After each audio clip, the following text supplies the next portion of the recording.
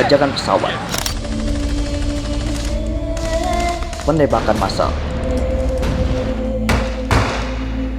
penyanderaan, dan bom bunuh diri.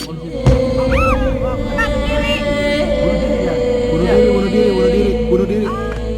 Serta aksi teror lainnya, pandangan dunia langsung merujuk dengan satu kalimat, yaitu Islam.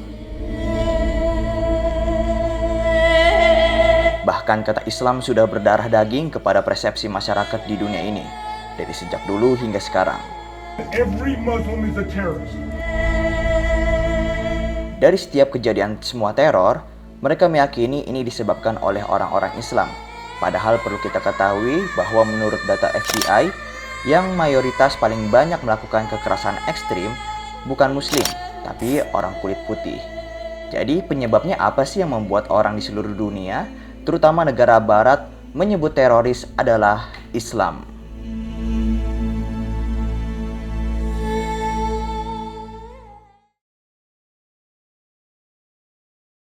Today, the answer is Islamism, a radical and often violent form of Islam. Like fascism and communism, Islamism is totalitarian in nature. The state controls everything. Also, like fascism and communism, Islamism is inherently expansionist. It always seeks to get bigger, cross borders, and bring as many peoples as possible under its control. And, like fascism and communism, many of Islamism's adherents are prepared to kill to achieve its aims. Media massa memiliki pengaruh besar dalam membentuk cara pandang masyarakat terhadap suatu isu. Ketika terjadi aksi terorisme di suatu tempat, media menjadi sumber utama informasi bagi masyarakat.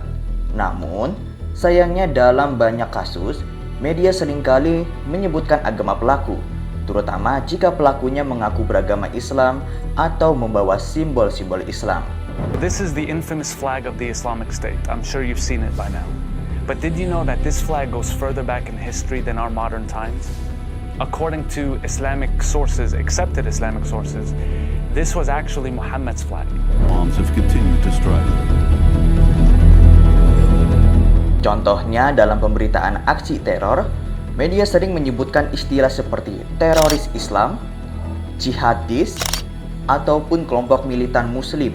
Penyebutan ini dilakukan berulang kali di banyak berita, baik di televisi, koran, maupun media online. Akibatnya, masyarakat yang membaca atau menonton berita tersebut secara terus-menerus akan terbentuk pandangannya bahwa agama Islam identik dengan kekerasan dan teror. Lebih parahnya lagi, terutama masyarakat negara di daerah barat, banyak sekali berkampanye demo untuk menyuarakan, untuk mengusir orang-orang beragama Islam dari negaranya, karena menurut mereka berpotensi untuk melakukan teror di negara mereka. Unjuk rasa anti syariah digelar di berbagai kota di Amerika Serikat oleh organisasi Act for America.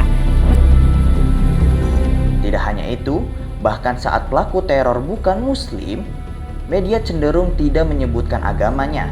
Misalnya, jika pelakunya berkulit putih, media hanya menyebutkan sebagai pelaku penembakan, gangguan jiwa, atau pelaku tunggal.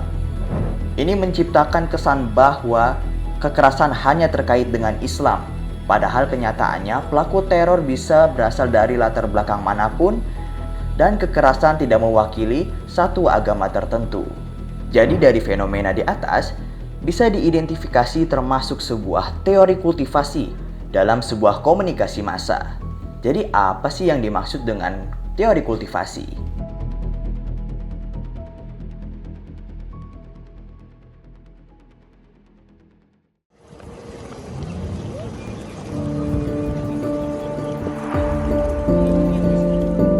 Teori kultivasi adalah teori sosial yang menjelaskan tentang efek jangka panjang dari media massa, terutama televisi, yang menanamkan sebuah ideologi kepada khalayak audiens sesuai dengan apa yang mereka lihat di televisi, sehingga khalayak akan memaknai dunia sesuai dengan pemaknaan yang ada di televisi. Cultivation berarti penguatan, pengembangan, dan juga perkembangan, penanaman atau pereratan. Media memperkuat persepsi khalayak tentang realitas sosial sesuai yang ditayangkan di televisi. Penemu teori kultivasi. Teori kultivasi ini dikembangkan oleh George Gardner. Melalui teori kultivasi, ia dituangkan dalam tulisannya berjudul The Television World of Violence dalam buku Mass Media and Violence. Pada tahun 1960-an, Gardner melakukan sebuah penelitian besar yang disebut Cultural Indicators Project untuk mengetahui bagaimana televisi membentuk persepsi orang terhadap dunia. Ia menemukan bahwa semakin sering seseorang menonton televisi, maka cara pandangnya terhadap realitas ikut terbentuk oleh tayangan yang ia konsumsi. Misalnya, jika seseorang sering menonton berita teror di Timur Tengah, ia bisa percaya semua orang Islam adalah teroris, padahal ini tidak sesuai dari kenyataan yang sebenarnya. Gardner percaya bahwa efek media itu bersifat kumulatif.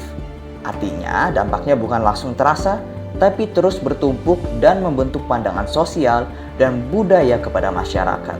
Dan teori kultivasi mempunyai beberapa prinsip, yaitu yang pertama, efek menonton TV lama-lama akan membentuk persepsi mengenai realitas, sosial, bahkan budaya sekitarnya. Yang kedua, efek TV memiliki dampak angka panjang yang kecil dan tidak langsung, namun bersifat kumulatif dan signifikan. Dan yang terakhir adalah semakin banyak seseorang menghabiskan waktu untuk menonton televisi, semakin kuat kecenderungan orang tersebut menyamakan realitas di TV dengan realitas sosial.